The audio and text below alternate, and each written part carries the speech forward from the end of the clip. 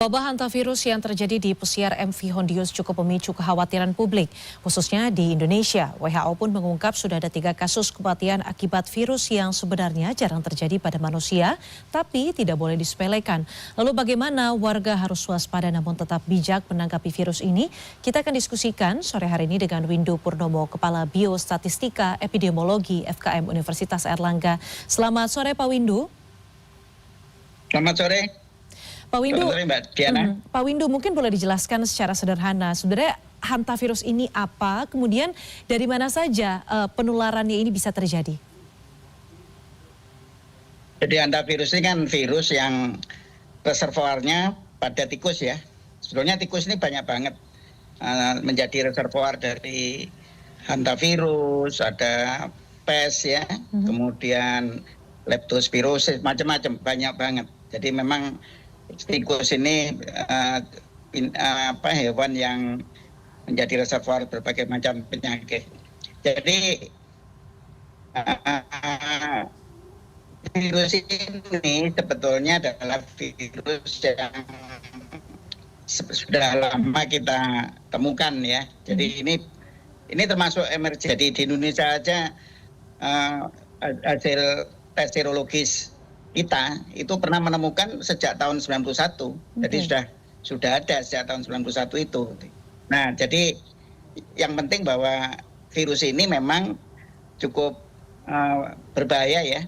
Dalam arti case fatality rate-nya itu cukup tinggi gitu. Ya, jadi kalau yang beredar di Asia maupun di Eropa itu kan namanya HFRS ya. Jadi demam berdarah, hemorrhagic fever dengan renal syndrome ya, jadi artinya dengan gangguan artinya gagal ginjal yang akut ya, kematiannya bisa sampai 13% ya. Tetapi kalau yang lebih berbahaya lagi yang di Amerika gitu ya, itu yang HBS itu. Jadi hantavirus yang mengenai paru-paru ya, paru-paru, dan itu bisa kematiannya sampai 50%. Nah, mudah-mudahan yang HBS itu tidak ke Indonesia ya, tetapi yang ya dua-duanya jangan sampai ya, tetapi pada dasarnya kita sendiri sudah ada gitu ya sejak tahun 90-an. Oke, Pak Windu, dari yang saya tangkap dari penjelasan Anda ini kan artinya gejala hantavirus ini sederhananya ada 2 begitu ya. Tadi ada yang HVRS, yang saya koreksi HFRS yang menimbulkan gejala pada ginjal ataupun gagal ginjal. Kemudian ada juga yang HPS begitu ya, yang menyerang pernapasan.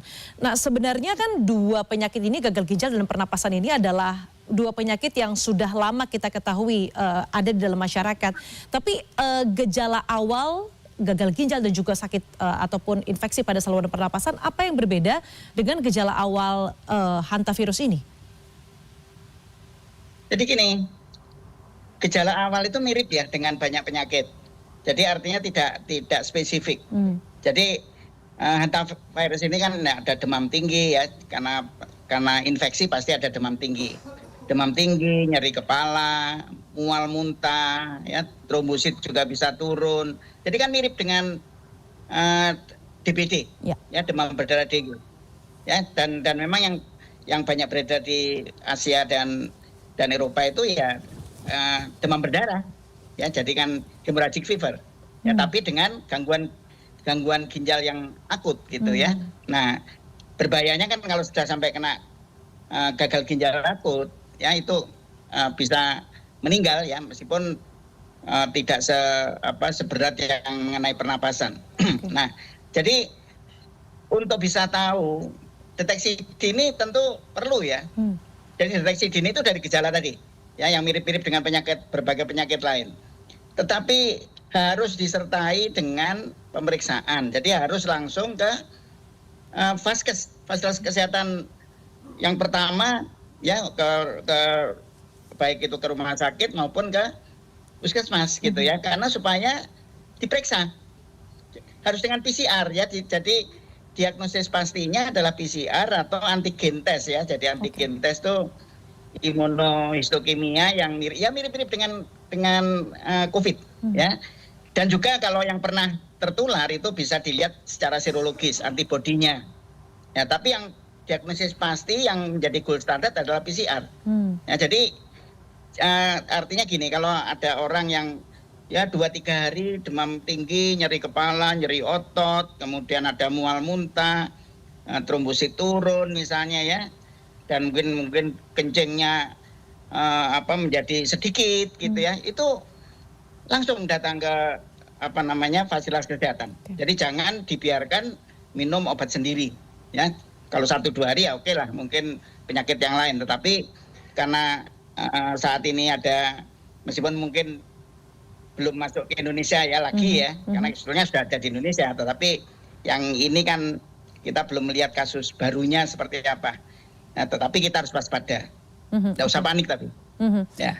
Ini artinya kalau gejala awal sudah terdeteksi, artinya kan tadi Pak Windu menyebutkan ada tes, serangkaian tes yang harus dilakukan begitu ya. Kalau kita berkaca Pak Windu pada pandemi COVID-19 sebelumnya itu kan tes antigen, itu ada beberapa yang bisa dilakukan secara mandiri. Apakah itu bisa berlaku dengan pengecekan hantavirus ini?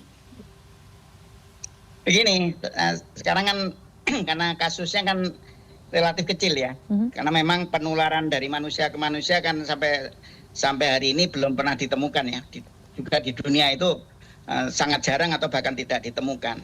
Tapi dari tikus sebagai reservoir spillover ke orang, ya itu yang terjadi. Jadi yang misalnya di kapal tadi ya dari tikus ke orang. Nah, jadi pemeriksaan yang mandiri seperti dulu antigen tes yang bisa dibeli sendiri itu mungkin tidak ada sekarang ya, tidak. Tapi ke Vaskes, jadi ke fasilitas kesehatan supaya dilihat apa betul ini suspek. Karena kalau tidak suspek ya nggak perlu gitu ya. Jadi suspek itu artinya selain gejala-gejala tadi ya, kemudian ada dilihat apakah dia pernah terpapar dengan tikus ya, atau yang berisiko tinggi ada habitat tikus. Jadi pekerjaannya itu di daerah misalnya di gudang-gudang ya, yang banyak tikusnya dan seterusnya, di pertanian ya, itu menjadi suspek dia. Tapi kalau dia bukan pekerja yang sehari-hari berada di daerah yang risiko tinggi tikus ya mungkin bukan disebut suspek ya. Jadi suspek itu adalah selain gejala-gejala tadi, tapi juga ada ininya. Dia terpapar, apakah betul terpapar dengan lingkungan yang berisiko tinggi ada tikus. Nah, nanti setelah itu kalau dia disebut suspek, baru harus dikonfirmasi memakai PCR atau antigen tes ya. Tapi yang paling gold standard adalah PCR. Oke. Gitu. Pak Windu, kalau dari pernyataan Bapak bahwa hantavirus ini bahkan di Indonesia sudah ditemukan dari tahun 1991. Ini artinya apakah memang secara keilmuan itu sudah ditemukan how to treat hantavirus? Bagaimana mendeteksi kemudian merawat begitu ya sampai dengan mereka yang terkena atau terpapar hantavirus ini sembuh begitu? Jadi begini, yang jelas bahwa Indonesia ya kan gini ya, hantavirus ini kan kasusnya tidak banyak di Indonesia ya. Di dunia juga tidak terlalu banyak. Di Indonesia kan yang sudah pernah ditemukan ya mungkin sekitar 30-an saja, ya kan? Kemudian kematian hanya 3 orang. Nah, tetapi yang penting itu kan gunung es saja. Itu kan hanya puncak gunung es. Kita ini coba lihat bagaimana sanitasi lingkungannya, kan buruk. Kan tikus itu berada di area-area yang memang kondisi lingkungannya buruk. Jadi sebetulnya di Indonesia mungkin banyak, tetapi tidak terdeteksi dengan tes-tes yang tadi yang gold standard yaitu PCR kan. Ya mungkin dianggap penyakit-penyakit biasa saja, ya kan. Nah, jangan-jangan itu kalau di PCR itu positif hantavirus. Nah, jadi artinya Indonesia ini adalah negara yang berisiko tinggi. Ya karena kondisi lingkungan. Ya kita lihat aja lah banyak orang yang ya karena kemiskinan ya, slum area, kemudian banyak juga pertanian yang di sana ada hama tikus. Nah, jadi artinya kita harus waspada untuk Indonesia ya. Jadi artinya sebetulnya ini adalah puncak gunung es saja.